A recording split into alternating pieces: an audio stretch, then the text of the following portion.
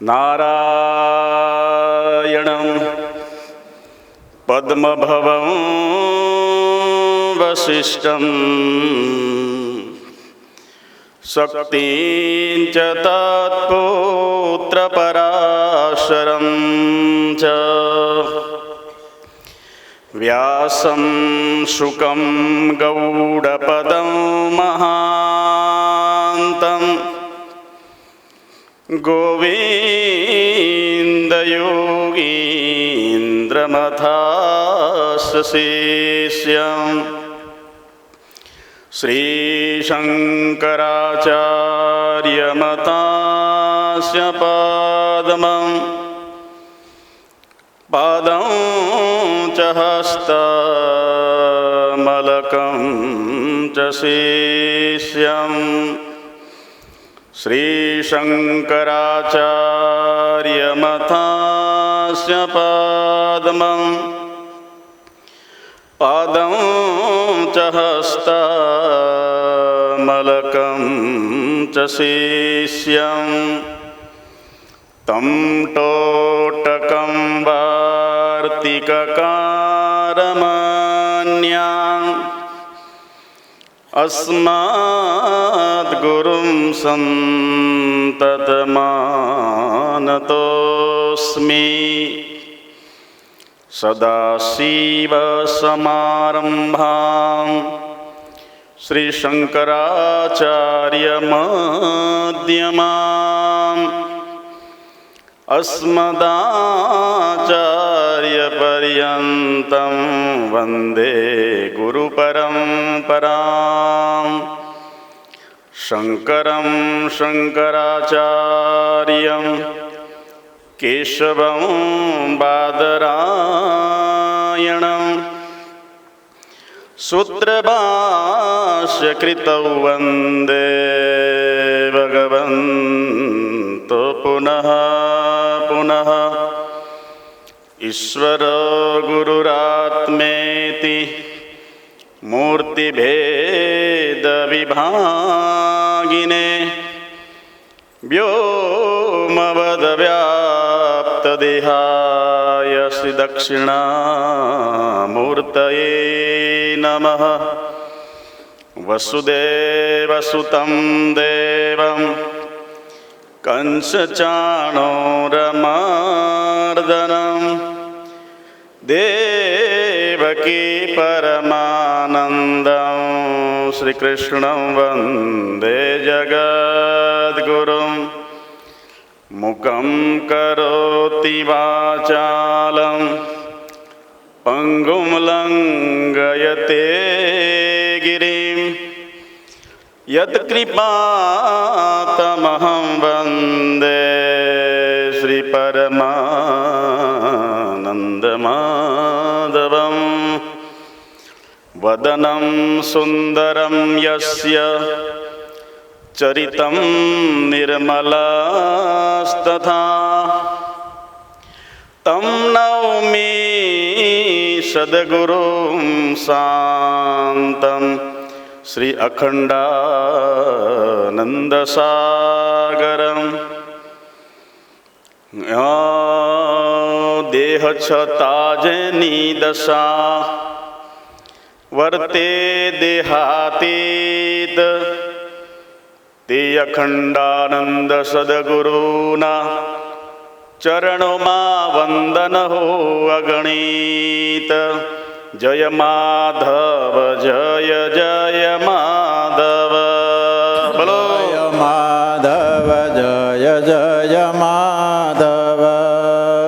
अवाज नहीं आवतो जे ना बोले घरवाळा ना घरवाळा हम से जय माधव जय जय माधव जय माधव जय जय माधव जय माधव जय जय माधव जय माधव जय जय माधव जय माधव जय जय माधव जय माधव जय जय माधव दयान सागर जय माधव दयान सागर जय माधव करुणाम કરુણામૂર્તિ જય માધવ મૂર્તિ જય માધવ પરચા એમના અપરંપાર પડસા તે મનાય પરમપાર ગણતા નાવે તેનો પાર ગણતા નાવે તેનો પાર આ કરો વાળા જય માધવ કરો હરે હરે જય માધવ આ કરો વાળા જય માધવ કરો વાળા જય માધવ દયાના સાગર જય માધવ દયાળુ સાગર જય માધવ દયાના સાગર જય માધવ દયાના સાગર જય માધવ સામગરજીના પ્રાણ યાધાર સામગરજીના પ્રાણાયાધાર સામગરજીના પ્રાણ યાધાર સામગર જેના પ્રાણાયાધાર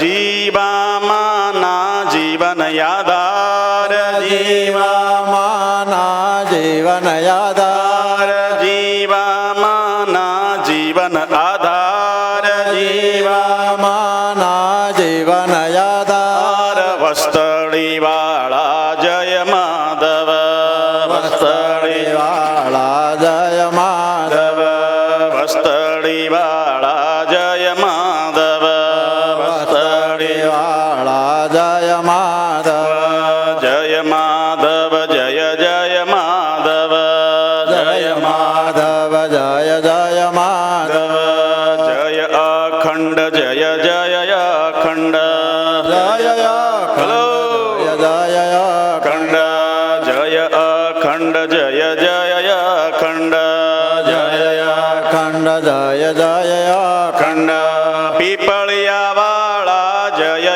અખંડ હરે હરે જય ખંડ પીપળિયા વાળા જય અખંડ પીપળિયા વાળા જય ખંડ કરુણામૂર્તિ જય અખંડ કરુણામૂર્તિ જય ખંડ દયાના સાગર જય અખંડ દયાના સાગર જય ખંડ પરચાએ મના અપરંપાર પરચા તે મનાય પરમપાર ગણતા નાવે તેનો પાર ગણતા નાવે મનો પાર દયાના સાગર જય અખંડ દયાના સાગર જય ખંડ જય અખંડ જય જય અખંડ જય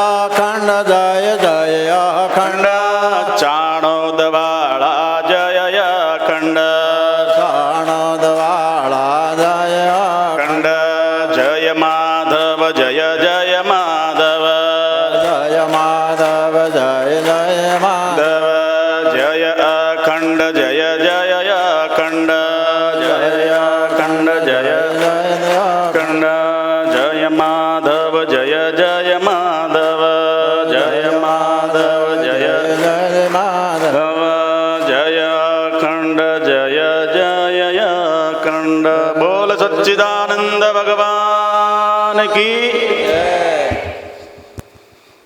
ધન્યાસ્તુતે ભારત ભૂમિ ભાગે સ્વર્ગાપવર્ગાય ફલાર્જનાય તે વૈ જના માનુષ્યત્વમ લભંતે.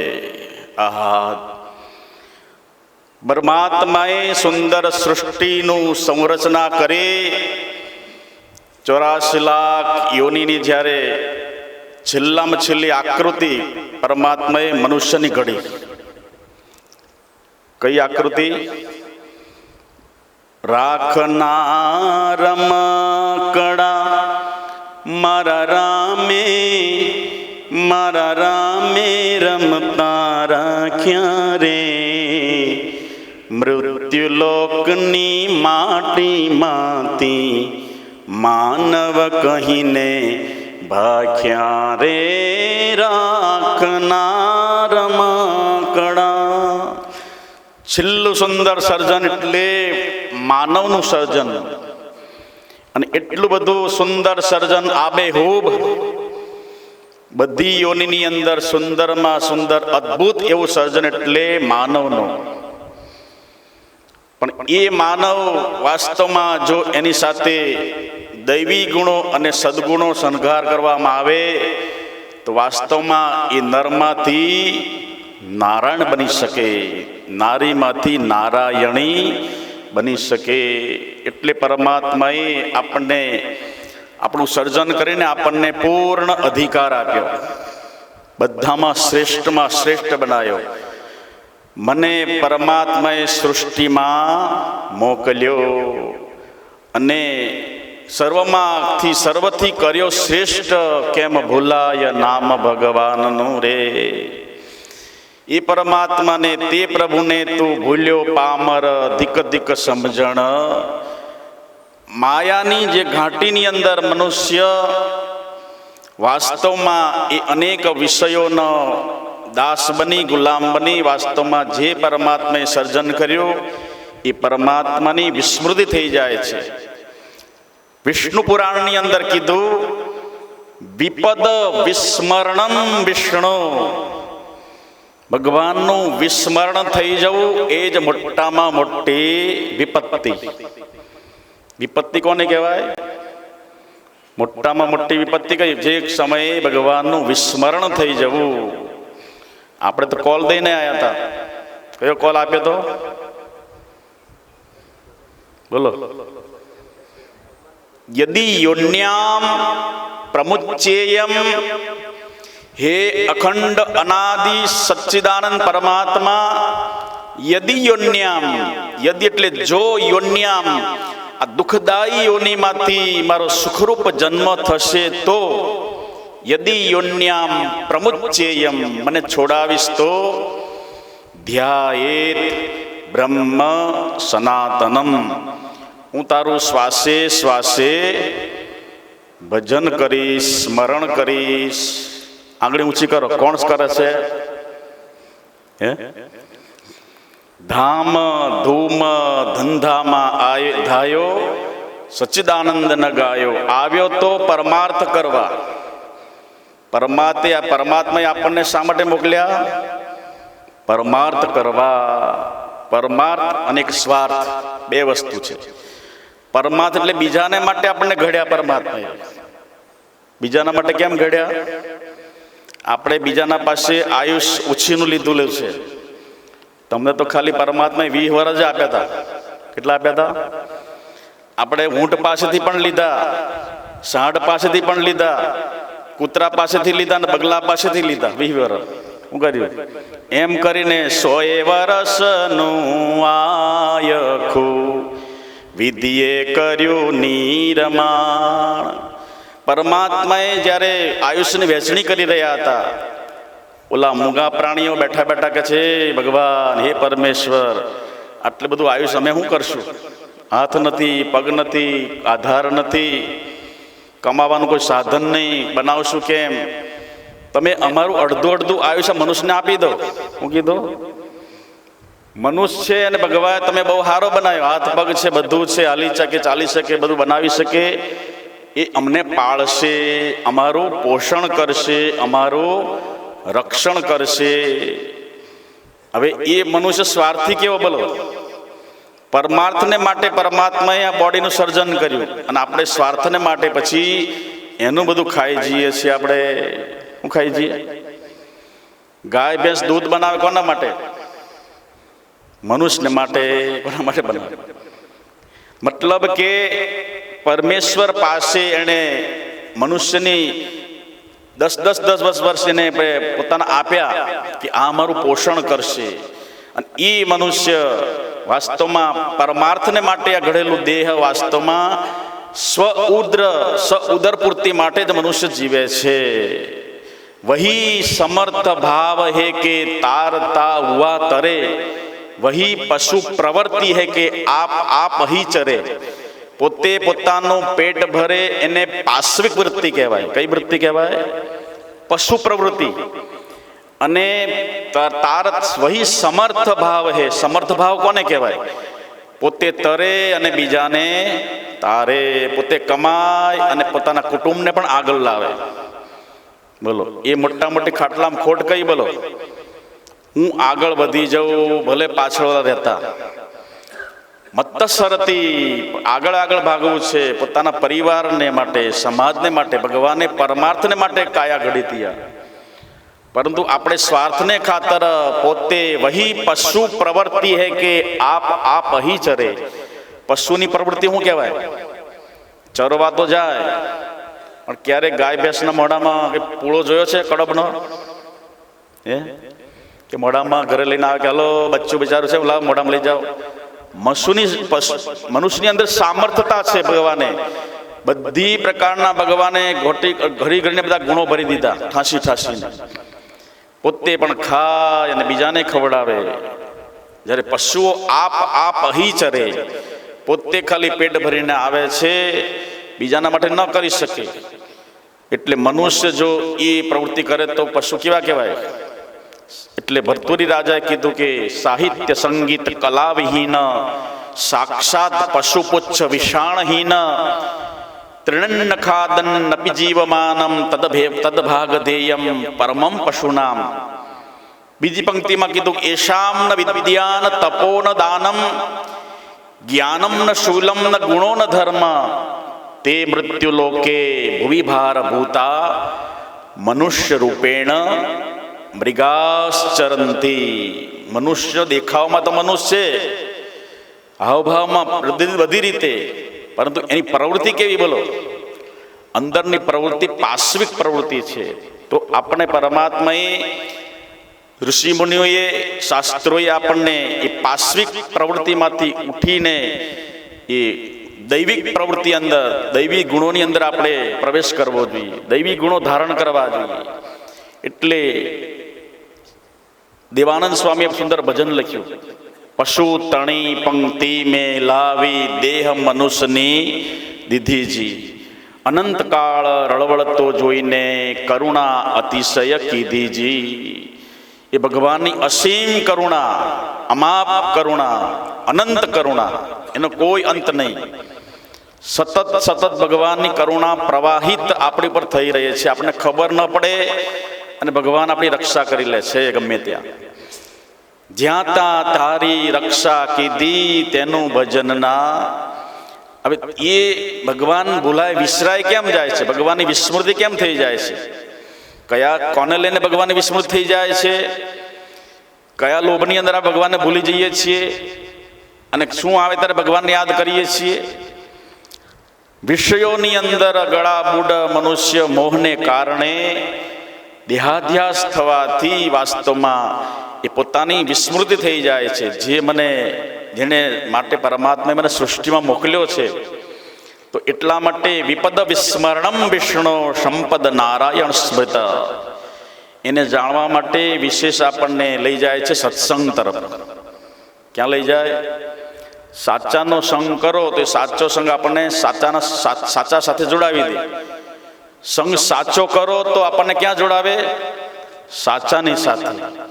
સત્યની સાથે સંગ કરાવે એનું નામ સત્સંગ. સત્ય વસ્તુ કોણ છે? પરમાત્મા. સત્ય વસ્તુ કોણ? બોલો. સંસારની અંદર જેટલા પદાર્થો દેખાય છે, ભલે ઇમ્પોર્ટેડ હોય અને ભયંકર મોંઘા હોય, પરંતુ વિશેષ રૂપે કોણ છે? પરમાત્મા. એની સાથે તમને એટેચમેન્ટ કરાવે એને સત્સંગ કહેવાય. બાકી બધી વાતો ટાઈમપાસ અને ટાઈમપાસ વાતો કહેવાય, એ નહીં. જે તમને ભગવાન સાથે સતત જોડ્યા કરે. અનન્ય ચિંતયંતો ઇમામ, અનન્ય ચિંતયંતો એ સતત એનું અનુચિંતન, અનુસરણ થયા કરે, અનન્ય ચિંતન થયા કરે. અને એ અનન્ય ચિંતન દ્વારા સતત જે મનુષ્ય કન્ટિન્યુ કર્યા કરે છે, એનો યોગ, એ કર્મ કરે, જ્ઞાન લે કે ભક્તિ કરે, એ જો ભગવાન સાથે જોડાયેલા હોય તો એ યોગ બની જાય. કર્મયોગ બની જાય. તમારું જે કર્મ કરો, યદ કર્મ કરોમિ તદખિલમ. તમે યદ એટલે જે કર્મ એટલે તમે કરો છો, સંભો તવારાધનમ, હે ભગવાન તમારી આરાધના બની જાય. તમે જે જે કર્મ કરો એની સાથે કોને જોડવાના? ભગવાનને. યોગ એટલે જોડવું. તમે પહેલા કીધું યોગ શબ્દ જ્યાં આવે તો જોડવા અર્થમાં લેવાનો. ગમે ત્યાં તે તમે જોડાઓ તો એ જોડાયા એટલે તમારો યોગ બની ગયો. એ જોડવાનું કોણ એ પર રાખે ડિપેન્ડ. એ વસ્તુ તમે કોની સાથે સતત જોડાયેલા રહો છો એ ઉપર ડિપેન્ડ રાખે છે. કર્મ કરતા કરતા તમે એ કર્મ ભગવાન સાથે જોડો છો તો તમારો કર્મ યોગ બની ગયો. વર્ક એન્ડ વર્કશીપ, તમારો વર્ક છે એ પ્રાર્થના બની જાય. કર્મ પૂજાબો બને.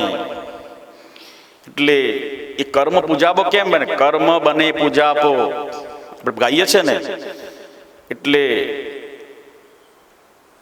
સુંદર પદ ગાઈએ છીએ આપણે. કયું ગાઈએ છીએ? દેવરાજભાઈ ગાય છે. કયું ગાય છે? હરને સદા હસાવ્યા કે કેવલ કરી કેવલ ન વાતો. શું કરી? કેવળ વાતો ન કરી, એનું કર્મ એ જ એનું અનુસરનારા, જે કર્યું છે એવું કરનારા. એને ગંગા સમી છે પાવન એની વિચારધારા. કેવલ કરીને વાતો કયું એ જ કરનારા, એટલે ગંગા સમી છે પાવન એની વિચાર. વર્ક એન્ડ વર્કશીપ, એનું કર્મ એનો પૂજાપો બની જાય. ભગવાને કીધું ને યદ યદ કર્મ કરો મિતખિલમ સંભો તવારાધનમ. ભગવાનની આરાધના બની જાય. તમે તે ગમે તે કામ કરો. ભગવાન જે રૈદાસ હતા, રૈદાસ કે માળા લઈને બેઠતા નહોતા, પણ એનું કર્મ એનો પૂજાપો બની ગયો. કેમ? કર્મની સાથે એને ભગવાનને સતત જોડાયેલા રાખ્યા. કન્ટિન્યુ જોડા બનાવતા, બૂટને સીવતા હતા, પણ કોની સાથે જોડાયેલા હતા? એને દેહાધ્યાસ નહોતો. એટલા માટે એ સ્વયં એને દેહાધ્યાસ નહોતો, એટલે કથરોટમાં મન ચંગા તો કથરોટમાં ગંગા. એ કથરોટમાં ગંગાને માનતા હતા. આ કર્મ એ જ મારો વર્ક એન્ડ વર્કશીપ, આ કર્મ એ જ પૂજાપો છે એને. એટલા માટે એ બને ક્યારે? તમે સતત કામ કરો. ખેતી, નોકરી, વેપાર, જોબ, ધંધો બધું વ્યવહાર માટે કરી શકો, પણ સ્મરણ તો કરી શકો ને. બોલો, ભગવાને અર્જુનને એ જ વાત કીધી, મા મનુસ્મર યુદ્ધ ચ. મારું સ્મરણ કરતો જા અને યુદ્ધ કર. તો એ કેટલું કે ભગવાને તું યુદ્ધ મારું સ્મરણ કરીશ ને તો તને બિલકુલ અહમ નહીં થાય. અને કર્મણ્યેવાધિકારસ્તે મા ફલેષુ કદાચન. કર્મમાં તારો અધિકાર છે, ફળ તું મારા પર છોડી દે અને મારું સ્મરણ કરતો કરતો તું એ કર્મ કરે જા, અને એ વાસ્તવમાં તને એ વિજયસિંહ પ્રાપ્ત થશે. ભગવાને એ કર્મનો જે અહંકાર આવે છે, કરતાપણું આવે. આપણે કોઈ કર્મ કરીએ, કોઈ પણ કરીએ તો શું થાય? બોલો, આપણને અંદર થોડો ને થોડો સૂક્ષ્મ રીતે અહમ રહી જાય. એને મટાડવા માટે ભગવાન સુંદર કહે છે કે કર્મણ્યેવાધિકારસ્તે મા ફલેષુ કદાચન. તો એ કર્મ તમારો પૂજાપો ક્યારે બને? કારણ કે ભગવાન સાથે જોડાયેલા હતા રવિદાસજી. અને એ રવિદાસના કથરોટની અંદરથી જે કાશીમાં હોપારીને 1 રૂપિયો જ્યાં પધરાયો હતો, એ વસ્તુ ક્યાં નીકળી? બોલો, સતત જોડાયેલા હતા. એમાં કોઈ વય, લિંગ, વર્ણ, આશ્રમને બાદ બાકી કરો. એનો વર્ણ, લિંગ, વર્ણ, આશ્રમ અને વય અવસ્થા એમાં કોઈ કામ ન કરે. ભક્તિ માટે ભગવાન ભક્તિ પ્રિયો માધવ. ભગવાન બધાનું શું જુએ છે? હૃદય જુએ છે. વર્ણાશ્રમ તો આપણે ઊભા કર્યા. વર્ણાશ્રમ કોણે કર્યા? આપણે કર્યા, આપણા સ્વાર્થને માટે. અને એટલા માટે એ વર્ણાશ્રમોને લીધે એ ભગવાન એમાં કંઈ નથી આવતા. ભગવાન તો કેવલ હૃદયને જુએ. ભગવાન શું જુએ? તમારો ભાવ જુએ. એટલા માટે એ ભાવને બગડવા ના દઈએ આપણે. ભક્તિ પ્રિયો માધવ. ભગવાન તો ભક્તિને પ્રિય હતા. તો ભગવાને કઈ તમે જો જેવા જેવા ભક્તો થયા, રવિદાસ ચમાર હતા, અને એને પણ ભગવાન પ્રસન્નતા થઈ ગયા. સુધનવાને કડામાંથી, તેલની કડાઈમાંથી બચાવી લીધા. હાથીને જે કુંજર હતો હાવ અધમયોનીમાં, પણ એને ભગવાન ત્યાંનો અવતાર લેવો પડે. ભગવાન સાક્ષાત પ્રગટ થયા શ્રીહરિ. તો ગમે તે અપિચેત સુદુરાચારો. કુબજા ચંદન લઈને આવી, એને સુંદર ત્રિભુવન મોહિની સુંદરી બનાવી દીધા. એને મતલબ ભગવાન કોઈનું શરીર જોતા નથી, કોઈની સાથે ઘૃણા કરતા નથી. બધાને શું જોવે છે? હૃદય જોવે છે. એટલે જેટલા કે છે મને ભજે છે વાસ્તવમાં એનાથી વધારે હું ભજું છું. પત્રમ પુષ્પમ ફલમ તોયમ યો મે ભક્ત પ્રયચ્છતિ. મને વસ્તુની પ્રધાનતા નથી, ભગવાનને પ્રસન્ન કરવા કોઈ વસ્તુની પ્રાધાન્યતા નથી. શેની પ્રધાનતા છે? ભાવની. વસ્તુ તો નાની હોય અને વસ્તુની પ્રધાનતા હોય તો દુર્યોધન પાસે તો 56 પ્રકારના ભોગ હાજરા હજુર હતા.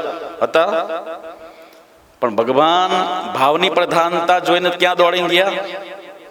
વિદુરની ઝૂંપડીમાં, ઘાસની ઝૂંપડીમાં એ મીઠા મરચા વગરની એ ભાજીને ભગવાન પ્રેમથી આરોગ્યા. દુર્યોધન કો મેવા ત્યાગો સાગ વિદુર ઘેર ખાઈ સબસે ઊંચી પ્રેમ સગાઈ.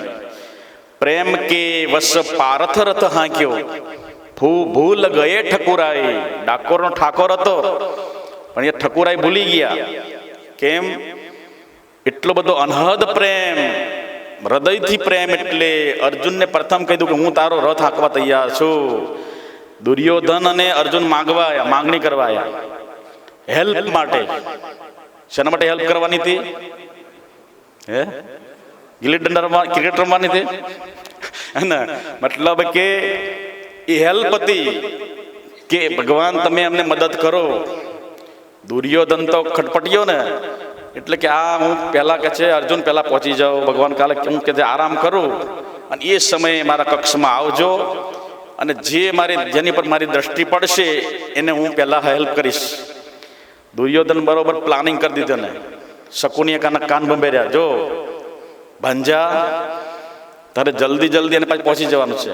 આ કૃષ્ણ તો કપટી છે. હું કીધું એ ગમે ત્યારે અર્જુન બધો વરસાદ, પ્રેમનો વરસાદ અર્જુન તરફથી જ કરશે.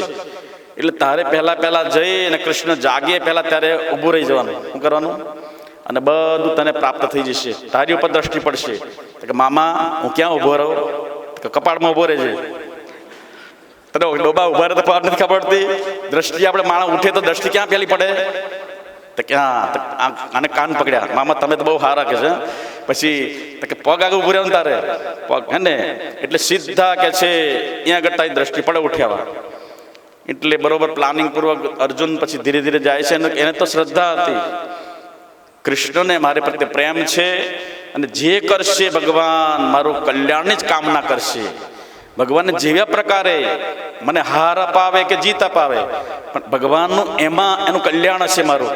ભગવાન તો કોઈનું અકલ્યાણ નહીં છે, કારણ કે એને ભગવાન પ્રત્યે ભગવત ભક્તિ હતી, એનો એક જ આત્મા હતો બંનેનો. એટલે અર્જુન તો ધીરે ધીરે અર્જુન દુર્યોધન હાંફતો પહોંચી ગયો અને બરોબર ભગવાન કૃષ્ણ જ્યાં ઢોલિયામાં પોઢેલા હતા અને બરોબર પગ પાસે જઈને ઉભા રહ્યા. બરોબર અર્જુન ધીરે ધીરે પાછળ આવે છે અને અર્જુન સીધા ભગવાનના મસ્તક પાસે ઉભા રહી ગયા. અને એ સમયે ભગવાન એકદમ આંખો ખોલી નેત્ર કમળ અને બરોબર દ્રષ્ટિ પડી દુર્યોધન ઉપર. ક્યાં પડી? અર્જુન પડી. કેમ પડી? વાસ્તવમાં એને મામાના કહેવા છતાં ક્યાં ઉભો રહ્યો હતો? એને ત્યાં ભાવ બદલાઈ ગયો કે પગ એને હું તો પગ પાસે થોડું ઉભું રહેવાય કે જોશે એટલે મને પહેલા જોશે એટલે માથા આગળ ઉભો રહી ગયો. પણ આ તો ચરણોનો દાસ હતો. કોણ હતો? અર્જુન ચરણોના દાસ હતા. એટલે કે છે મારે તો ચરણોની સેવા છે. એટલે ઓલાને સમજે કે મને પગ કરતા માથું શ્રેષ્ઠ કહેવાય, કોઈના પગમાં થોડું ઉભું રહેવાય. એનો ભાવ બદલાઈ ગયો. ભગવાનની દ્રષ્ટિ સીધી પહેલા પડી અર્જુન તરફ. એટલે ભગવાન કે છે મારા નિયમ પ્રમાણે જેના પર દ્રષ્ટિ પડી હોય એને પછી વરદાન પહેલા હું તો કે રાડો પાડવા માંડ્યો. નહીં, હું પહેલા આવ્યો તો મને અધિકાર આપવો પડે, મને પહેલા મળવું જોઈએ. અર્જુન કહેવા લાગે ભગવાન ચાલો તમે આ દુર્યોધનને આપી દો જે આપવું હોય, મારે જે વધે મને આપજો. તો કે હા સરે. તો કે ભગવાન કે છે બે વસ્તુ બે વિકલ્પ છે. એક બાજુ મારી નારાયણી સેના છે, 18 અક્ષૌહિણી સેના, નારાયણી સેના, અને એક બાજુ હું એકલો. હું હાથમાં શસ્ત્ર પકડીશ નહીં. હું કીધું હું સશસ્ત્ર વગરનો યોદ્ધા, અને એક બાજુ મારી આખી નારાયણી સેના. બેમાંથી યોર ચોઈસ. તમે કયું કે છે લાઈક કરો છો? ત્યારે ઓલો કે છે સૌથી પહેલા ઓલો બોલ્યો ભગવાન મને હે કૃષ્ણ મને તમારી સેના આપી દો. હું કીધું સેના હશે તો જ આ યુદ્ધ જીતાશે. એને ભગવાન પ્રત્યે ભગવત ભાવ નહોતો. આ તો ગોવાળીઓ છે. હું ભાવ હતો ને જ્યારે અર્જુનને કંઈ બોલ્યા, ચાલ ચૂપચાપ ઉભા રહ્યા. અર્જુન બોલ્યું નહીં, અર્જુન બોલ્યા નહીં. અને ઓલા પહેલા કે મને આપો તમારી નારાયણ સેના. ભગવાન કહે છે વાંધો, અર્જુન કહે છે વાંધો નહીં, ભગવાન આપી દે એને સેના. તો કે તારે હું જો કે તમે કે મારે તમે એકે હજારા. હું કીધું તમે જો મારી પાસે હશો તો મારે વિના વિલંબે, વિના સંકટે, વિના મહેનતે, વિના પરિશ્રમે મને વિજયશ્રી પ્રાપ્ત થાય. જેની પાસે ભગવાન છે એને આખું જગત મળી જાય. અને જેની પાસે આખું જગત છે એને ભગવાન ના હોય તો એક સાધે સબ સદે, સબ સાધે સબ જાય. એકને પકડી લો તો બધું જ પકડાઈ જાય. એકડા વિના ના મીંડા, એમાં તારું શું ફળે? કંઈક લે લે લે લે ને લાવ, પછી નહીં મળે. એકડો હોય અને 100 ઈંડા મૂકે, એકડો ના હોય તો હે કોઈ કિંમત નહીં. એટલા માટે એક સાધે સબ સાધે. તો આ લોકોને આપણે શું કરીએ છીએ બોલો? સંસારના પદાર્થો દુનિયાભરના ભેગા કરીએ. આપણને વિશ્વાસ શેમાં છે? સંબંધોમાં વિશ્વાસ છે, પરિવારોમાં વિશ્વાસ છે, અને સગા સંબંધીઓમાં વિશ્વાસ છે. ધન બહુ આપણી પાસે હોય એનો વિશ્વાસ છે કે ધન હશે તો આપણે કરી શકશું. સંબંધોમાં વિશ્વાસ છે.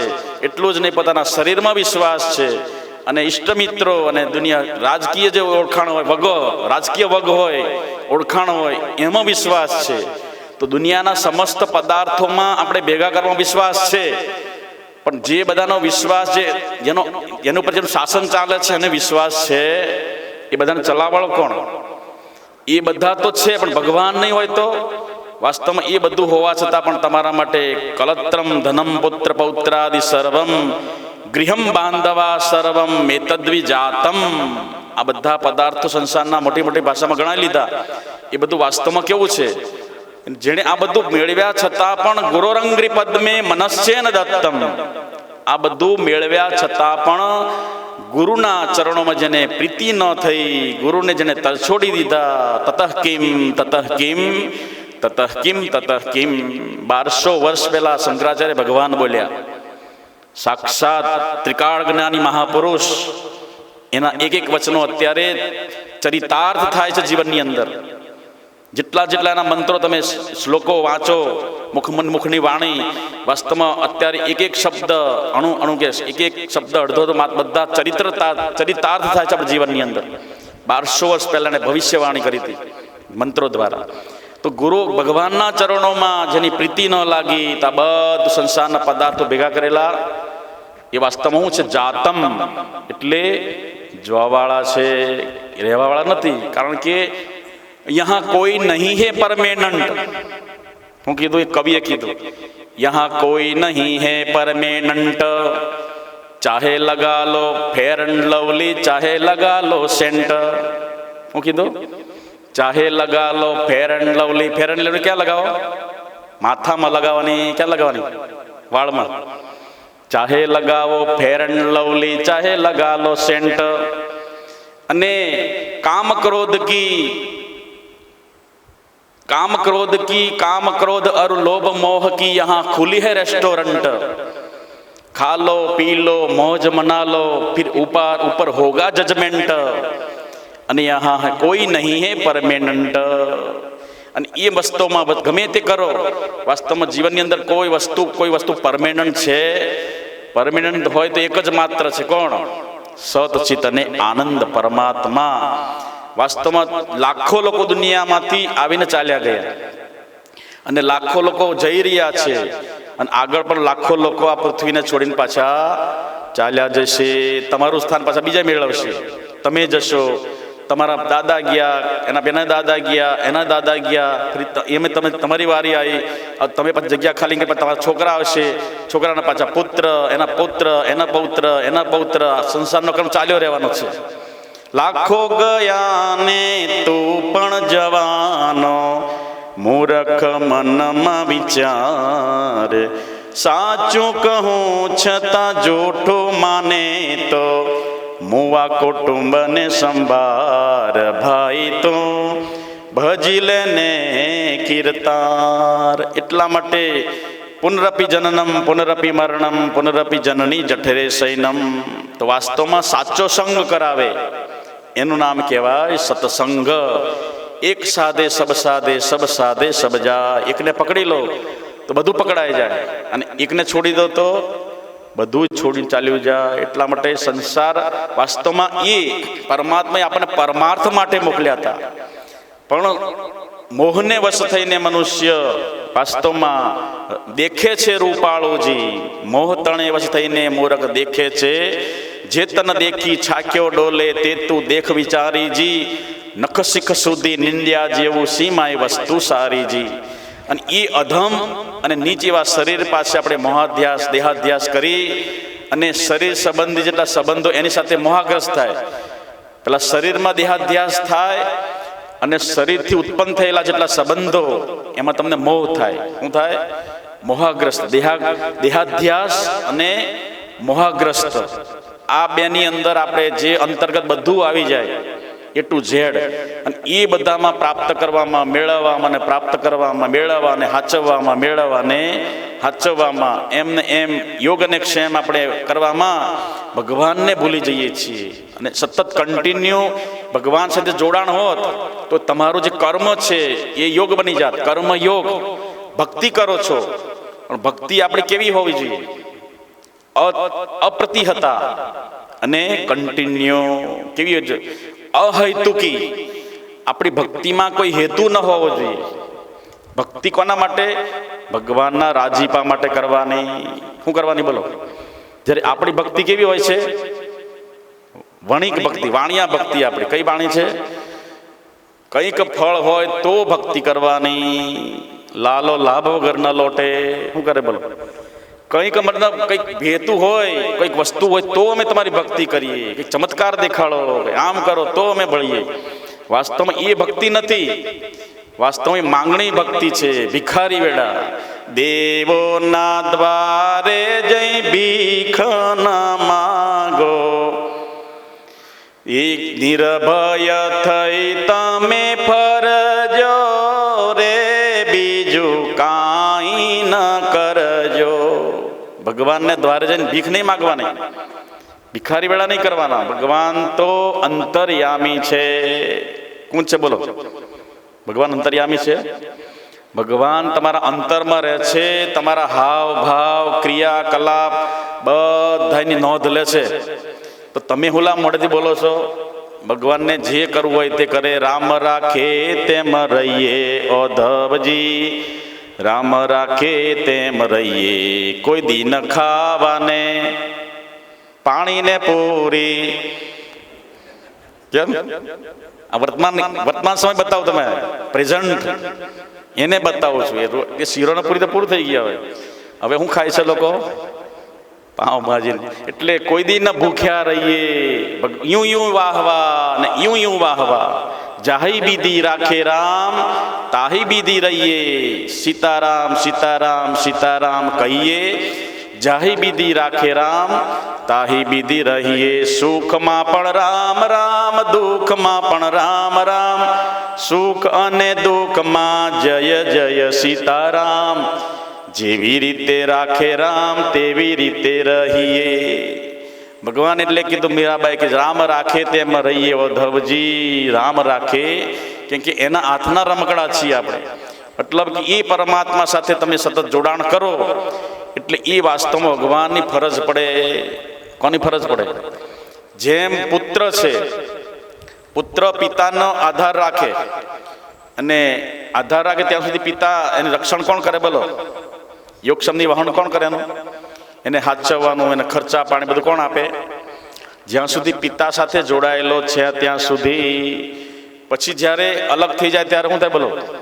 પછી એને નથી વિશ્વાસ, પોતાના ઉપર છે એટલે પિતાનો સંબંધ છૂટી જાય. એવી રીતે આપણે પણ ભગવાન પાસે જે વિશ્વાસ રાખીએ તો ભગવાન કે મને મારી સાથે સતત જોડાયેલો રહે તો એનું યોગ અને ક્ષેમનું વહન કરું છું.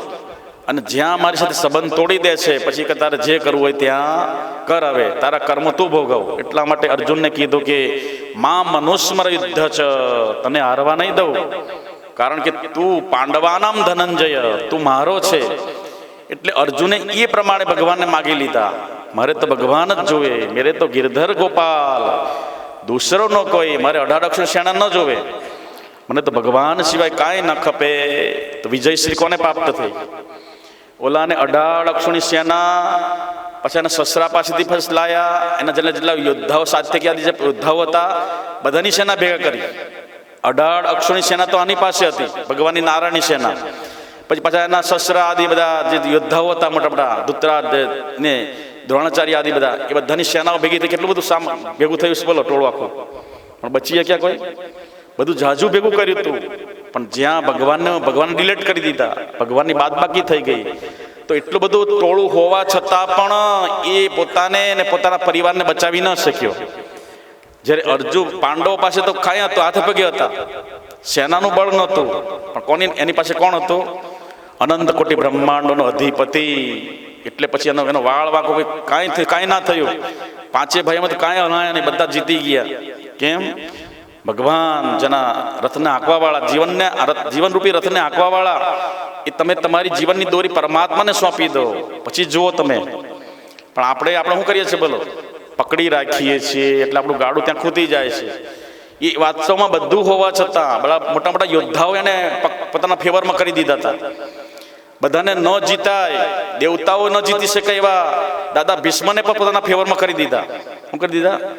જેની પાસે દ્રોણ વિદ્યા, એ બધા મોટા મોટા ધનુર્ધાર્ય, પાણી ભરે એવા દ્રોણાચાર્ય, જેની પાસે આ કૌરવ પાંડવો વિદ્યા હસ્તગત કરી, અસ્ત્ર વિદ્યા, એવા યોદ્ધાને પણ હું કરી બોલો, જેને નીચ સંગ પ્રસંગે ન ભીષ્મ ગોહરણે ગતઃ.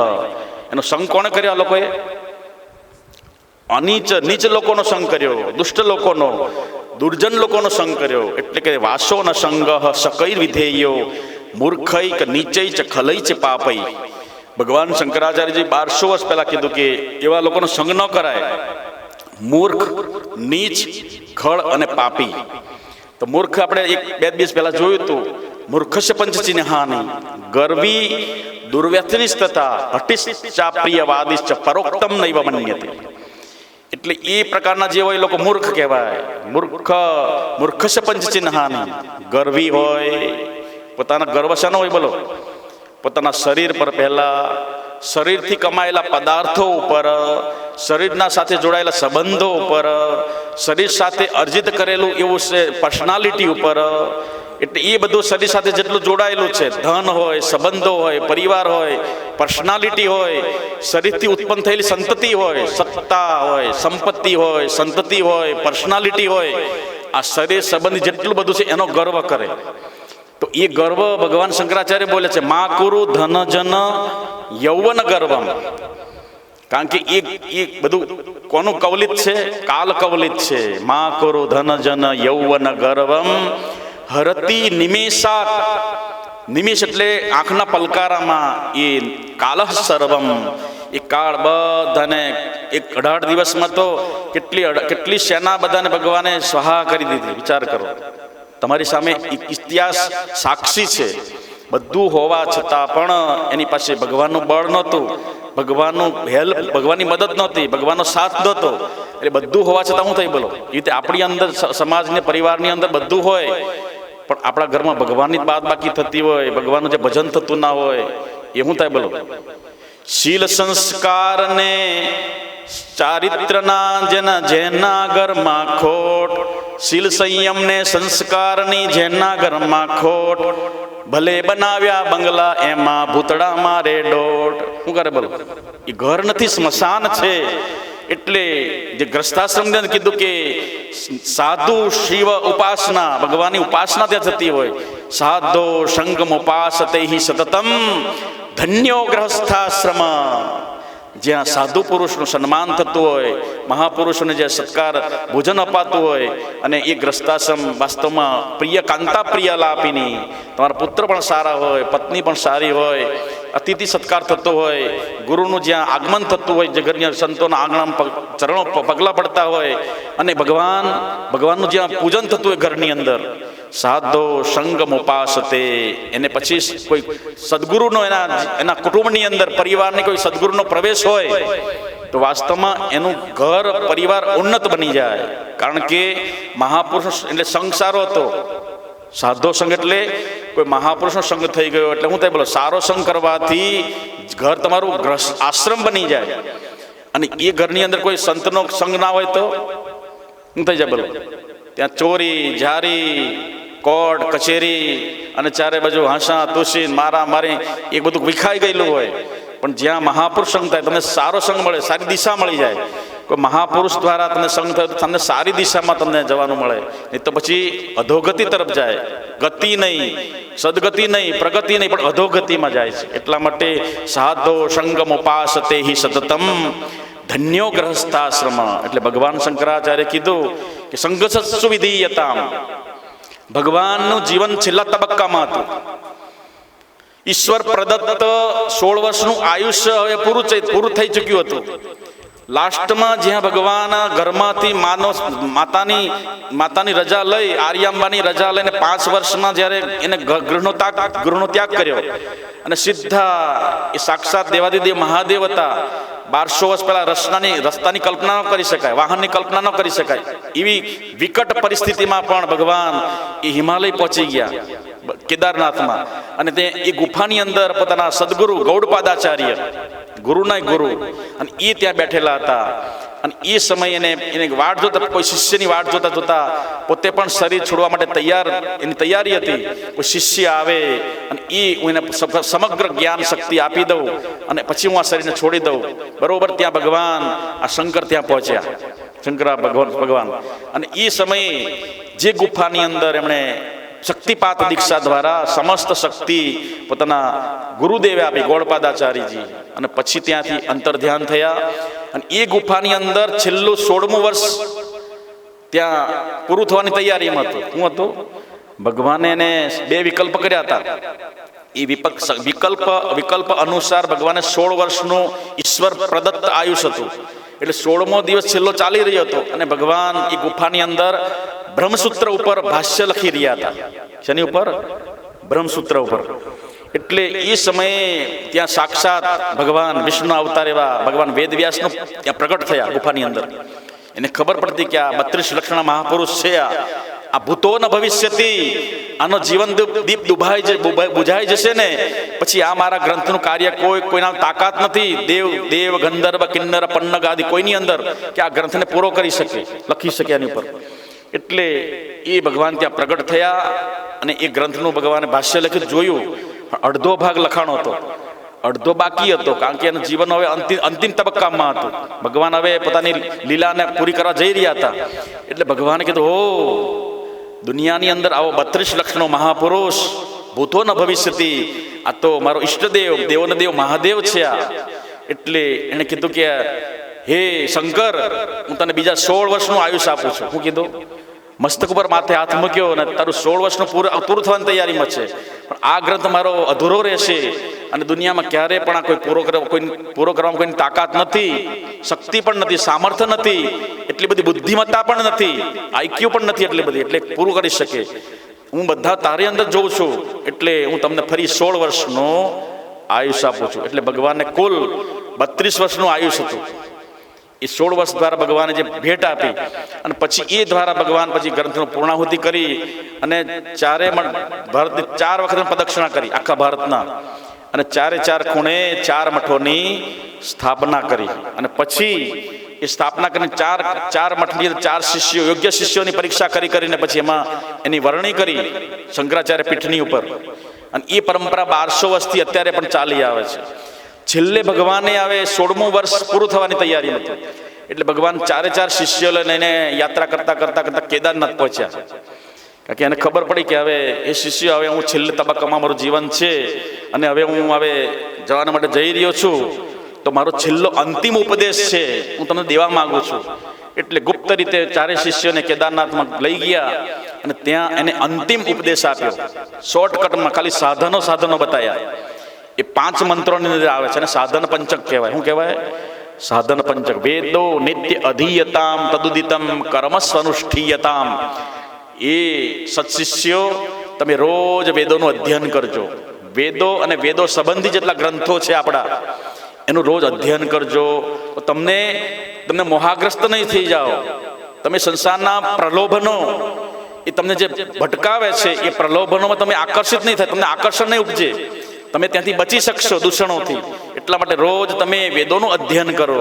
કારણ કે વેદો એટલે આપણા જેમ અરીસ મોઢું જોવા માટે અરીસો જોવે અને આત્મા જોવા માટે વેદો જોવે.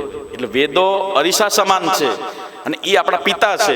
તો આ એટલા માટે ભગવાને પહેલા સૌથી સ્ટાર્ટિંગમાં કીધું વેદો નિત્ય અધીયતા. અધિ એટલે ભણજો, વાંચજો, અને તમે ભણશો તો બીજાને સમજાવી શકશો. તમે સાક્ષર હશો તો સમાજને સાક્ષર બનાવી શકો.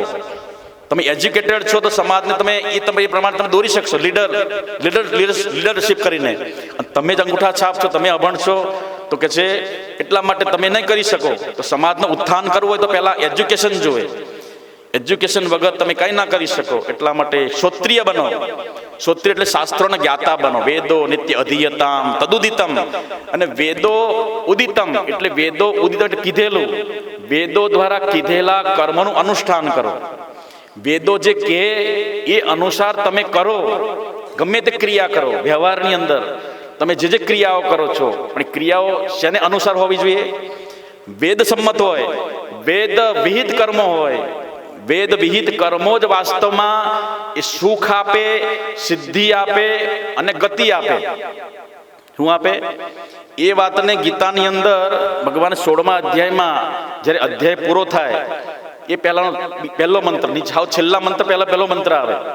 એમાં પહેલો મંત્ર આવે છે અને એ ત્રિવિધમ નરકસ્યેદમ, નરકના ત્રણ ધાર બતાયા. એની નીચેનો આ શ્લોક મંત્ર છે. હું કીધું કે યહ શાસ્ત્ર વિધિ મુત્સૃજ્ય વર્તતે કામકારત ન સિદ્ધિ મવાપ્નોતિ ન સુખમ ન પરામ ગતિ. ત્રણ વસ્તુ બતાવી.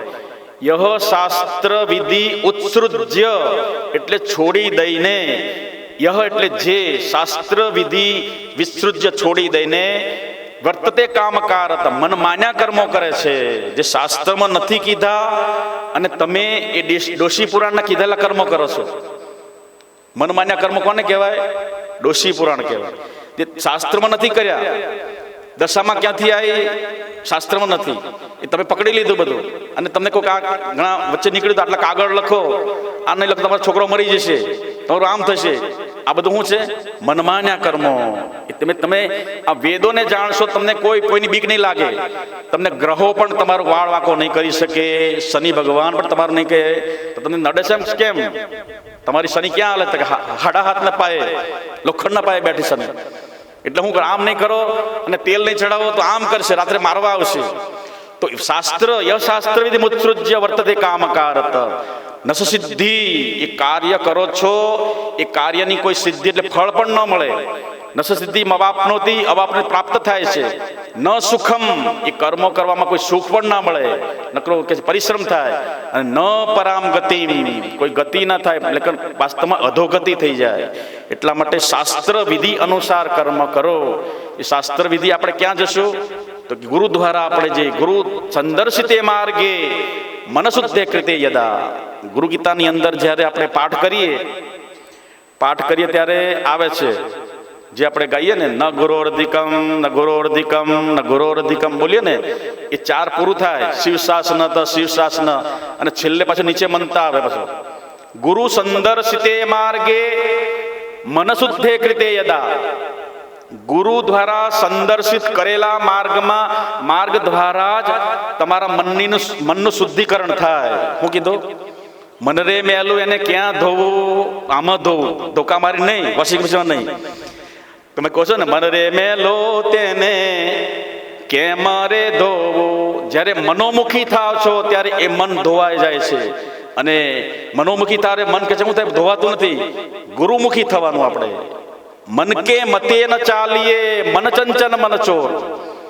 મનના મતે ન ચાલીએ, ગુરુના મતે ચાલીએ આપણે. જ્યારે મનોમુખી બનીએ ત્યારે એ અશુદ્ધિ રહી જાય છે અને એ વાસ્તવમાં એ વારવાર બંધન અને મોક્ષનું કારણ થઈ જાય છે.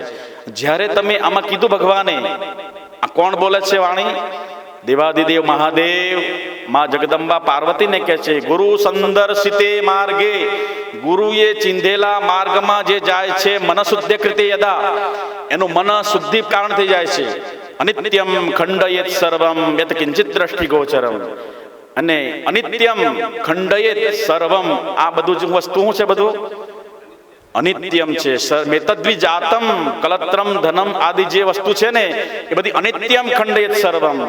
અને અનિત્ય અનિત્ય જાણો એને અનિત્ય રૂપે. કેમ કે યત્કિંચિત દ્રષ્ટિ ગોચરમ, યત્કિંચિત જે કાંઈ પણ દેખાય છે ઉઘાડી આંખોએ, દ્રષ્ટિ ગોચરમ, ગોચર એટલે આ ઇન્દ્રિયોથી, આ દ્રષ્ટિથી જે વસ્તુ બહાર દેખાય છે એ વાસ્તવમાં કેવી છે? અનિત્યમ ખંડયેત સર્વમ. અને અનિષ્ટમ દ્રષ્ટિ યત્કિંચિત દ્રષ્ટિ ગોચરમ, વાસ્તવમાં એ બતાવ્યું કે કલત્રમ ધનમ પુત્ર પૌત્રાદિ સર્વમ ગૃહમ બાંધવા સર્વમ એતદ્વિજાતમ.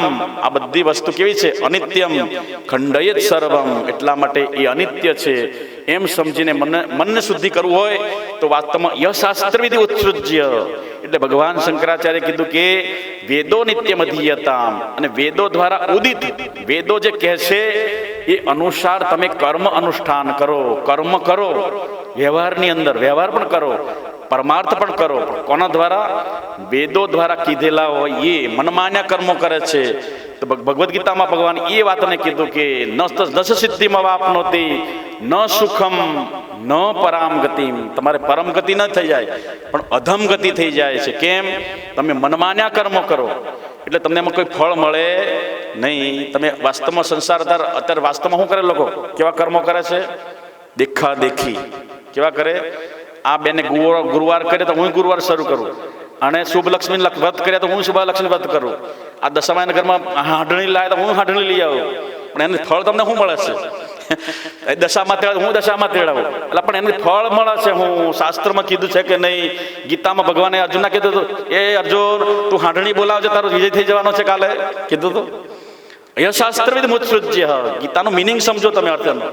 ભગવાને કોઈ સંપ્રદાય વિશેષની વાતો નથી કરી, ભગવાને કોઈ વ્યક્તિગત વાતો નથી કરી, ભગવાન સમગ્રતયા સનાતન માટે બધી વાતો કરી. બધાને લાગુ પડે, હિન્દુ હોય કે મુસ્લિમ, બધાને આત્મા, ભગવાને આત્મકોટીમાં બેસીને ભગવાન વાતો કરી, આત્મ સાથે ભગવાને વાતો કરી, આત્મકક્ષામાં, કોઈ દેહાધ્યાસમાં નહીં. અર્જુન વિશેષણ ખાલી અર્જુને તો નિમિત્ત માત્રમ, અર્જુનને સંબંધીને વાતો કરી ભગવાને. એ અર્જુન આપણે છીએ એને. અર્જુન તો 5000 વર્ષ પહેલા થઈ ગયા, અત્યારે અર્જુન કોણ છે? આપણે છીએ. કારણ કે એ વિટંબણામાં, એ સમસ્યાઓની અંદર આપણે તો પસાર થઈ રહ્યા છે, ટેન્શનની અંદર, મુશ્કેલીઓની અંદર, દુઃખોની અંદર, આપત્તિની અંદર, સંકટોની અંદર, અને ઘડીએ ઘડીએ ઘડીએ દુઃખ પડછાયો બની તમારી પાસે ફળે છે. એના માટે સોલ્યુશન કરે ગીતા, એ ભગવાનની સુંદર વાણી. એટલા માટે વેદો નિત્ય અધીયતામ. પછી ભગવાને બીજા મંત્રમાં કીધું સંગસત્સુ વિધીયતામ. એ શિષ્યો તમે રોજ સાધુ પુરુષનો સંગ કરજો. એટલે સાધુ એટલે કોઈ ભગવાધારી નહીં, જેની અંદરથી ઉર્જા કેન્દ્ર, એનો આત્મા જાગેલો છે, એ જાગેલો બીજાને જગાડે. ઉતિષ્ઠત જાગ્રત પ્રાપ્ય વરાન નિબોધત સુરસ્યધારા નિશિતા દુરત્તયા દુર્ગમ પતસ્તત કવયો વદંતી. આ સંસારનો માર્ગ તલવારની ધાર જેવો છે. કેવો છે? એ તલવારની ધાર ઉપરથી ચાલવા માટે ઉતિષ્ઠત અને જાગ્રત બે શબ્દો બતાવ્યા. ઉઠો અને જાગો. તો બે શબ્દમાં અર્થ અલગ છે કે એક છે? બોલો, આ બેનો અર્થ એક નીકળે? ઉઠો અને જાગો. તો તમને એમ લાગે ઉઠ્યા અને જાગ્યા તો એક જ કહેવાય ને. ઉઠ્યા પથારીમાંથી, પાછા જાગ્યા તારે ઉઠ્યા ને પાછા આંખો ઉઘડી તારે, એમ નથી. ઉઠવું એટલે શારીરિક ક્રિયા છે, અને જાગવું એટલે આંતરિક ક્રિયા. તમે હુતાઈને પાછા ઉઠીને પાછા પથારીમાં પડી જાવ છો, પાછા શું કરો છો? સંસારમાં સવાર ઉઠો ખરા, પછી કહે છે આટલા જ વાગ્યા, લાઈને ઊંઘી લઉં થોડુંક, ત્યાં વાગી જાય પાછા 6 વાગી ને. તો એ નિદ્રા તંદ્રા કહેવાય. એ આગળ આવે છે નિદ્રા તંદ્રા ભયક્રોધ આલસ્યમ દીર્ઘસૂત્રતા ષડદોષા પુરુષેણ હાતવ્યમ ભૂતિમિચ્છતા. ષડદોષા 6 પ્રકારના દોષો પુરુષેણ હાતવ્યમ, પુરુષોની હાનિ કરે છે, હનન કરે છે. હાતવ્યમ ભૂતિમિચ્છતા, જેણે ભૂતિ એટલે જેને કલ્યાણની કામના હોય એને આ 6 દોષોમાંથી બચવું. ષડદોષા પુરુષેણ હાતવ્યમ ભૂતિ ઈચ્છતા. ભૂતિ ઈચ્છતા એટલે જેને કલ્યાણની ભાવના ઈચ્છતા હોય એને આ 6 દોષોથી બચવું જોઈએ. ષડદોષા પુરુષેણ હાતવ્યમ ભૂતિ ઈચ્છતા. કઈ?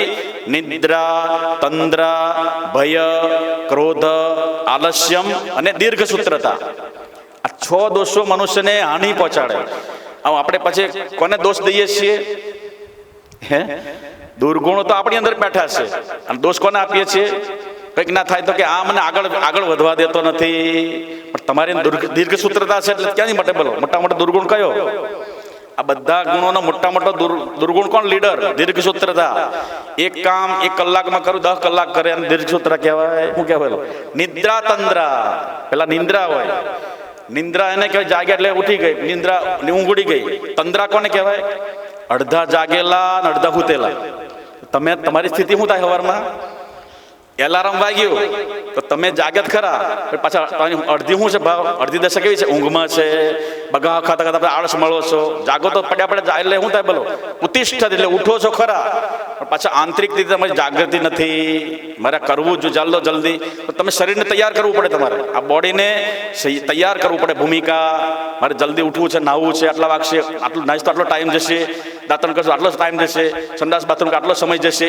એટલે શરીરને તૈયાર કરવું પડે. મનને મારીને તમે મરજો રે બીજું. તો શરીરને ઉઠવા દેતું કોણ નથી? મન. શું છે? મન શું થાય? બોલો, મન કે હવે હોઈ દે, થોડું ઊંઘવા દે, વરસાદ આવે છે ને કંઈ જવું નથી, અને તાડ પડે કાંઈ જવું નથી, તો મન આપણને હુવાડી દે પાછું. તંદ્રા ભાગમાં જતા રહે. નિદ્રા તો ઉઠી ગઈ, નીકળી ગઈ, પણ તંદ્રા આવે. નિદ્રા તંદ્રા ભય ક્રોધ. વાસ્તવમાં ભય લાગે આપણને. વહેલો ઉઠીશ તો તાવ આવશે, આમ થશે, તાળવાય છે, આમ થશે, બીમાર પડી જઈશું. નિદ્રા તંદ્રા ભય ક્રોધ. અને તમને કોઈ જગાડે તો ઘરવાળા કલેક્ટર જાગી ગયા, ઘરવાળા, પણ તમે ભાઈ કલેક્ટર હુતા છે જ, કલેક્ટરની જાગી ગઈ, તમને જગાડે તો શું થાય? તમને ક્રોધ આવે. ઉઠો ઉઠો, સ્વામીજી આશ્રમમાં આવે છે, પાઠ કરવા જવાનું છે. છાનમાની બેને મીરાબાઈ બની ગઈ છે, કઈ જવો? આ તાળ કેટલી બધી છે, ખબર પડે તને? બીમાર થતા કોઈ સેવા નહીં કરે. ક્રોધ આવે. આપણે જે કર્મ છે, આપણી જે કામના છે, એ કામનાની પૂર્તિ નથી થતી, એટલે શું આવે છે? કામાત ક્રોધો ભી જાયતે. જે કામ આપણી ઈચ્છા છે હોવાની, અને ઓલા જગાડે છે, તો પછી શું થાય? પછી આપણને શું આવે? ક્રોધ. નિદ્રા તંદ્રા ભય ક્રોધ. આલસ્યમ.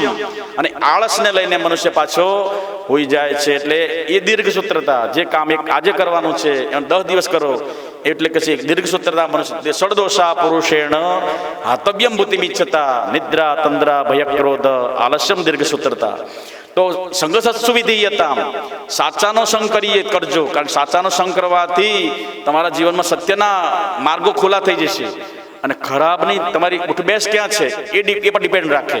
હું લાગે તમે ખોટા સાથે બેસો, તમે ન કરતા હોય, યદપિ શુદ્ધમ લોક વિરુદ્ધમ.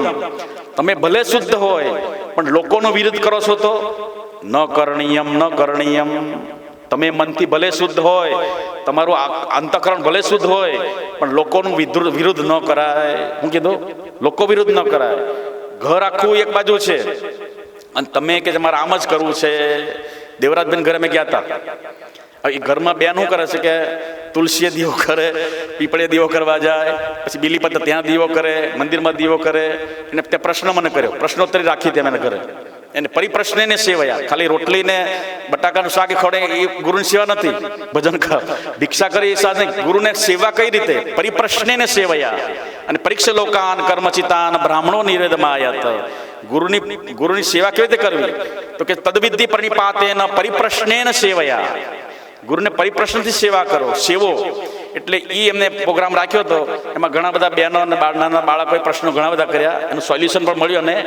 અને પરંતુ એ ઘરની અંદર બધા નારાજ છે કે ભાઈ આ ગ્રહલક્ષ્મી દીવા બધા કરે છે, એને દેવરાજભાઈ બેઠા છે. તો મતલબ કે મને પ્રશ્ન કર્યો કે આ બરોબર છે? મેં ના, બધા યદપિ શુદ્ધમ. તમારા હૃદયના ભાવના, તમારા અંદરથી દીવો પ્રગટ રાખો, અને એ દીવો પ્રગટ તમે એક દીવો કરો, મંદિરમાં મૂકો, પછી ત્યાં પીપળે પણ ધરાવો, તુલસી માતાને પણ ધરાવી દો, અને બીલીપત્રનું ઝાડ છે ત્યાં પણ ધરાવી દો, અને પછી પાછા ફરતા ફરતા મંદિરમાં મૂકી દો. સોલ્યુશન મળી ગયું. હવે તમે કરો, આખું ઘર વિરુદ્ધ કરે. આ કેમ કરે છે? ઘણા દિવસનો પ્રશ્ન હતો, અને સોલ્યુશન મળી ગયું. ને દીવો યદપિ શુદ્ધમ લોક વિરુદ્ધમ ના કરણીયમ, ના કરણીયમ. તે તમે નડે છે કોણ? હઠાગ્રહ. અને દુરાગ્રહ. મારે આ કરવો જ છે, મારે ખોડિયાર માતાનો દીવો કરવો જ છે, અહીં માધવાન સ્વામી બીજો જ દીવો કરવાનો, બ્રહ્માણી માતાનો બીજો જ દીવો કરવાનો, અહીં નાળિયેર બાંધવું છે, અહીં મુખ આમ જ કરશો. ના, લોક વિરુદ્ધમ ન કરણીયમ. ભગવાન કાંઈ નહીં કરે. ખોડિયાર માતા રાજીપો છે, બ્રહ્માણી માતાનો રાજીપો છે, માધવ ગુરુનો રાજીપો છે. એક દીવો કરો, આખું ઘર વિરોધ હોય તો આપણે નહીં કરવાનું. ભગવાન એનો રાજીપો એ જ ભગવાનનો રાજીપો. શું કરવાનું? ઘરમાં જીવતા જાગતા કોણ છે? તમારો પરિવાર. અને તમે એને નારાજ કરીને કરો છો તો ઓલા તો આઘા છે, બહુ દેખાતા નથી, પણ સામે દેખાય છે એનો વિરોધ કરો તો યદપિ શુદ્ધમ લોક વિરુદ્ધમ ના કરણીયમ. બધા એનો રાજીપો એ ભગવાન પ્રસન્નતા છે. અંદર બેઠેલો કોણ બેઠો છે? એટલા માટે એ સંઘસત્સુ વિધીયતામ. તમારા જીવનમાં કોઈ સાધુ પુરુષનો સંઘ હોય, સદગુરુનો સંઘ હોય, અને એ તમારા માર્ગોને પ્રશસ્ત કરે છે, તમને એવા માર્ગોથી છોડાવે છે, એનું સોલ્યુશન મળે. એટલા માટે ભગવાન શંકરાચાર્ય કીધું સંઘસત્સુ વિધીયતામ. એ જ વાતને પંચમ સ્કંદની અંદર જ્યારે ઋષભદેવનો અવતાર થાય છે, ઋષભદેવ હતા સૌથી ફર્સ્ટ અવતાર આપણો 24 અવતારોમાં શ્રેષ્ઠ પહેલો અવતાર કયો? ભગવાનનો ઋષભદેવનો. ઋષભદેવના 100 પુત્રો હતા. કેટલા હતા? 100 પુત્રો. 100 પુત્રોમાં 81 પુત્રો કર્મકાંડી થઈ ગયા. કેટલા થયા? કર્મકાંડી, યજ્ઞ યાગાદી બધું વ્રત ઉપાસના કરવા માટે વ્રત ઉપવાસ અનુષ્ઠાન આમાં લગાઈ ગયા. 81 પુત્રો. કેટલા બાકી રહ્યા 100 માંથી? 19 રહ્યા. પછી 9 પુત્રો 9 યોગેશ્વર બન્યા.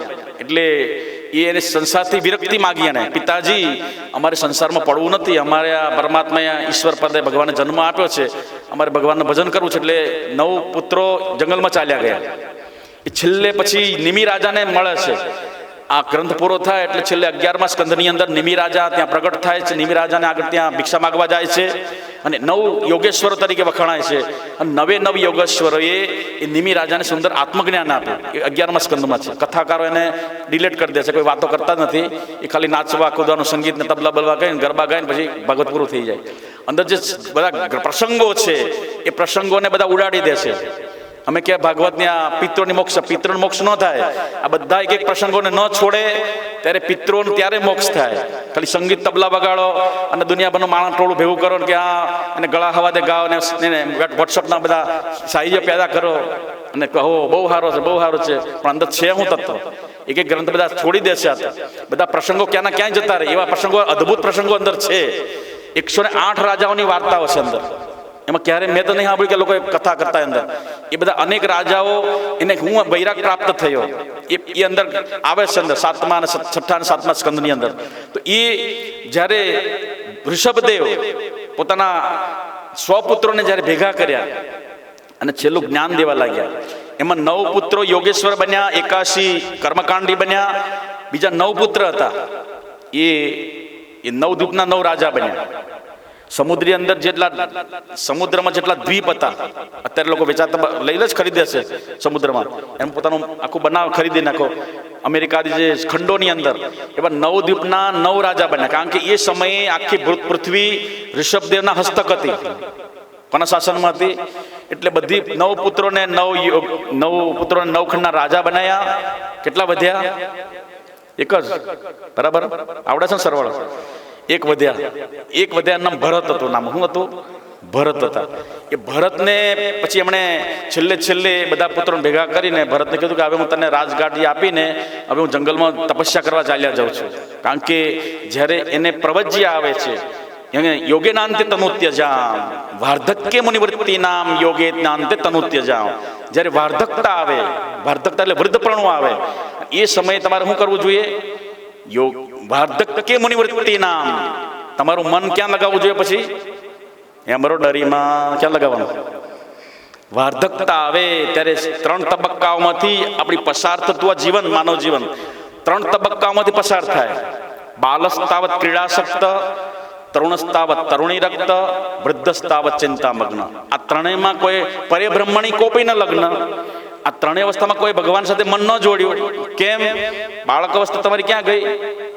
રમત ગમત ગઈ. એને બાળપણું તે જીવ અજ્ઞાની, ખબર વિનાનું ખોયું જી, સારું નરતું કાંઈ ન સમજ્યો, રમતમાં મન મોયું જી. એટલે બાળ અવસ્થા, બાલસ્તાવત ક્રીડાસક્ત, ક્રીડામાં ગઈ, એ ખોઈ નાખ્યું. પછી આવે જુવાનપણું. એને એ બાલસ્તાવત ક્રીડાસક્ત તરુણસ્તાવત તરુણી રક્ત, તરુણ થઈ જાય, યુવાન થાય ત્યારે શેમાં એનું જીવન વ્યતીત થાય? માતા પિતા એને એક રમકડું આપી દે. કયું રમકડું આપે? તરુણસ્તાવત તરુણી રક્ત. એના હાથ લાલ પીળા કરી દે એટલે પછી શું મળી ગયું? એને રમવાનું તરુણી એટલે એની અંદર મોહન મોહાગ્રસ્ત થઈને એ વિષયોમાં આસક્ત થઈને મનુષ્ય પોતાનું જીવન એમાં વ્યતીત કરી નાખે. અને પછી તરુણસ્તાવત તરુણી રક્ત, કામ ધંધામાં, વેપાર, નોકરી, જોબ, કોમ્પિટિશન, હરીફાઈ અને મારું તારું એમાં એનો શરીરનો દેહાધ્યાસ હોય. અને પછી એની પાસે ધનનું બળ હોય, શરીરનું બળ હોય, ધનનું બળ હોય, બધું પરિવારનું બળ હોય, અને બહાર કોઈની વગ હોય, રાજકીય વગ એનું બળ હોય, પોતાના મિત્રો હોય એનું પાછું બળ હોય. આ બધા બળને લઈને પોતાના આત્મબળને ભૂલી જાય છે. યુવાન અવસ્થામાં મોટો મોટો અહંકાર કયો? શરીરનો. જુવાનપણું જુવતીમાં ધાયો, મનને ધનને અર્થે ધાયો જી, મનમાં સમજે મુજ સરીખો, નહીં જગમાં કોઈ ડાયો નહીં. દોઢ ડાયો છે, કોઈ નથી સમજતો. એટલા માટે બાલસ્તાવત ક્રીડાસક્ત તરુણસ્તાવત તરુણી રક્ત. હવે ધીરે ધીરે તમે સિનિયર સિટીઝનો તરફ જઈ રહ્યા છો. 50 વર્ષને સેન્ચુરીમાં 50 પૂરું કરીને હવે બાઉન્ડ્રી પાર કરીને ક્યાં જાઓ છો? 51માં પ્રવેશ કર્યો એટલે ક્યાં જવાનું પછી? અને એટલે કીધું, ભગવાન શંકરાચાર્ય બતાવ્યું કે વાર્ધક્ય મુનિવૃત્તિ નામ. એ સમયે તમારું ધીરે ધીરે મન, તમારો રાજ જે બધું છે વ્યવહાર બધો પુત્રને સોંપી દો. પછી તમારે ક્યાં મન લગાવવાનું? એને એટલે કે વાર્ધક્ય મુનિવૃત્તિ નામ. મુનિ જેવું મન બનાવો. કારણ કે મનને હવે ઉપરામતા કે હવે સંસારના પદાર્થો બહુ ભોગવ્યા, બહુ પહેર્યું, બહુ ઓઢ્યું, બહુ ખાધું, બહુ મજા કરી. પણ એ મોટા મોટી ભગવાન શંકરાચાર્ય કહે છે કે કરુણતા તો મોટા મોટી એ મનુષ્યની છે. હજુ પાછા ગયેલા, પાછા જે પથારીમાં તો ઊભા તો થયા, જાગ્યા તો ખરા, ફરી પાછા લેટ ગો કરી જાય છે, ઉઠતા જ નથી. એ અભાવ કેમ? જાગૃતિ કેમ નથી આવતી? ઉત્તિષ્ઠત જાગ્રત પ્રાપ્ય વરાન નિબોધત.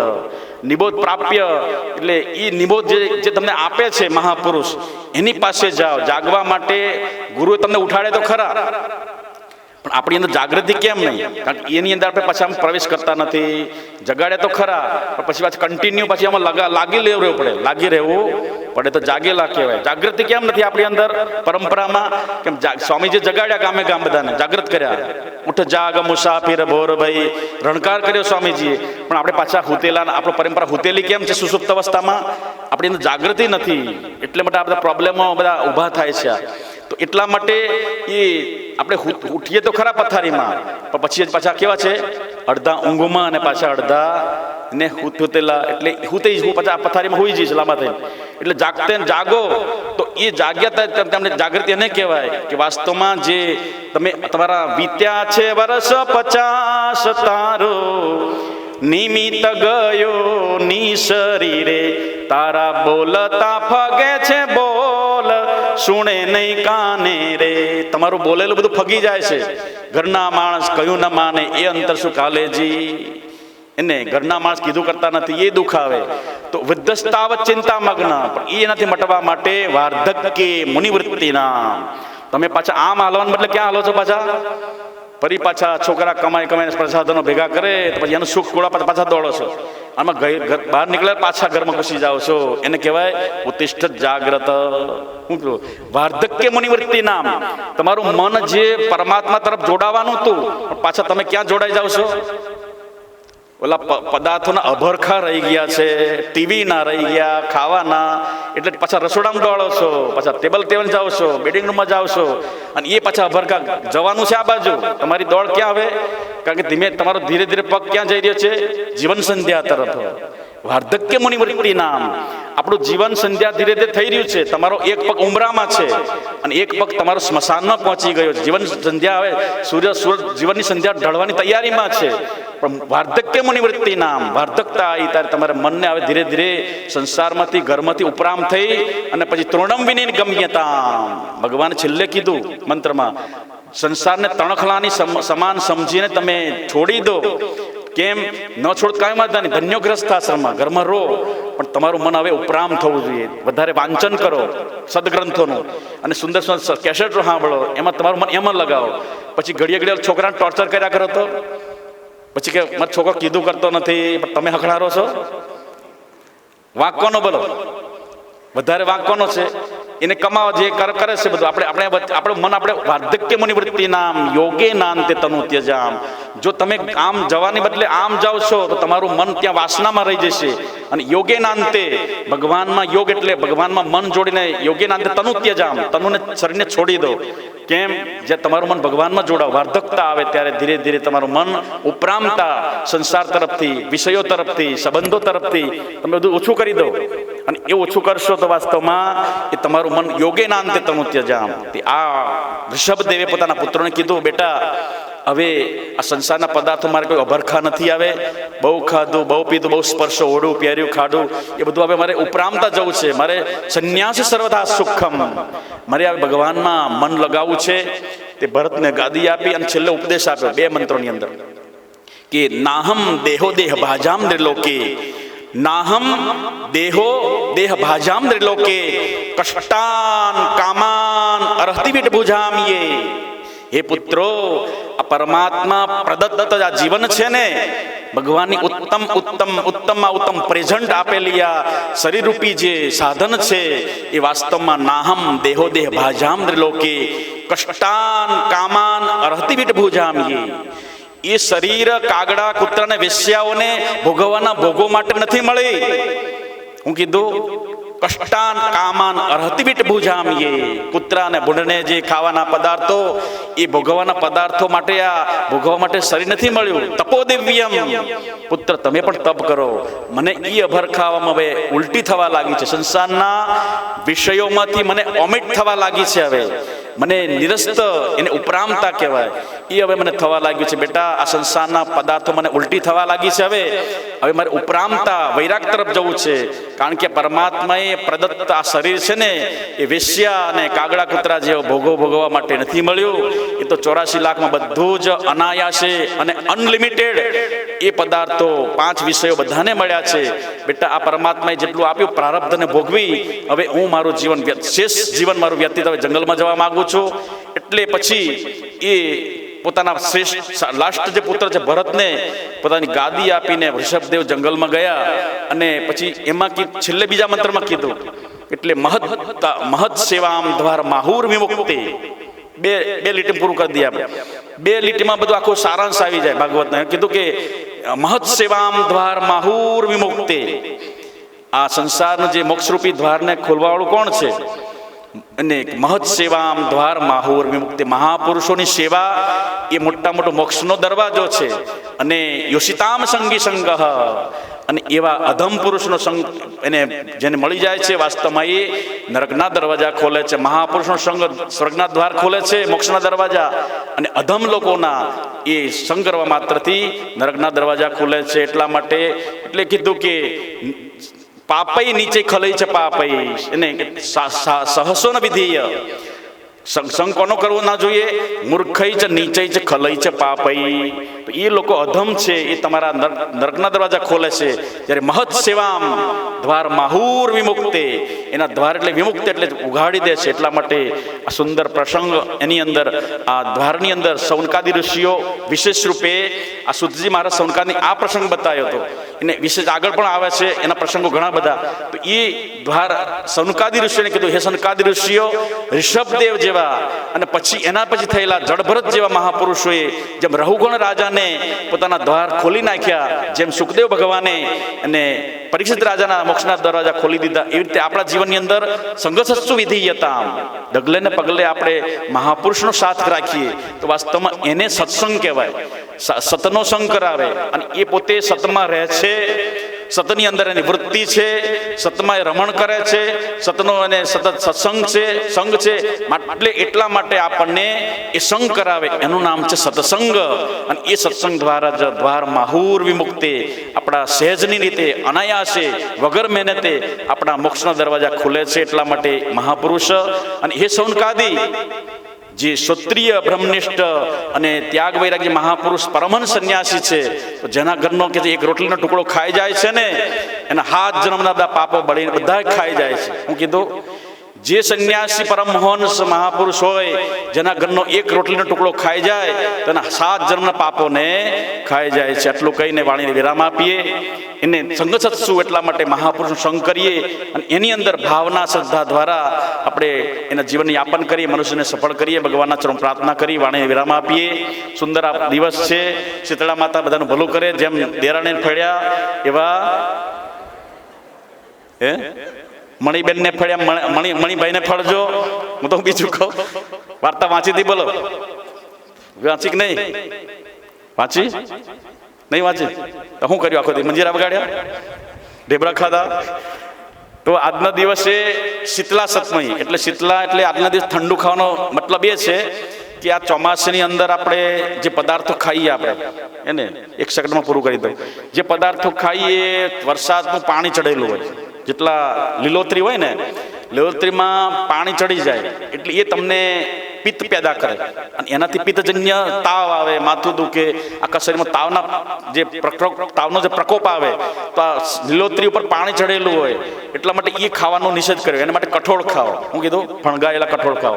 અને વિશેષ એ જે પિત્તજન્ય રોગો છે, એસિડિટી આદિ, એના માટે એને હું ખાવાનું ઠંડુ ખાવાનું. એટલા માટે રિવાજ છે. આ શીતળા માતાએ નથી અને દેરાણી નથી ફળ્યા અને જેઠાણી નથી ફળ્યા. એ તમને ફળે તો બહુ સારું.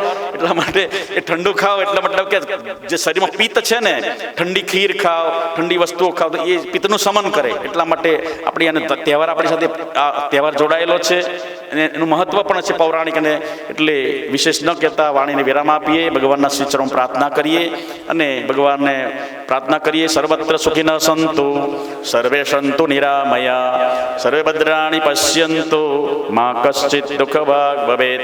ઓમ શાંતિ શાંતિ શાંતિ. બોલ સચ્ચિદાનંદ ભગવાન કી જય.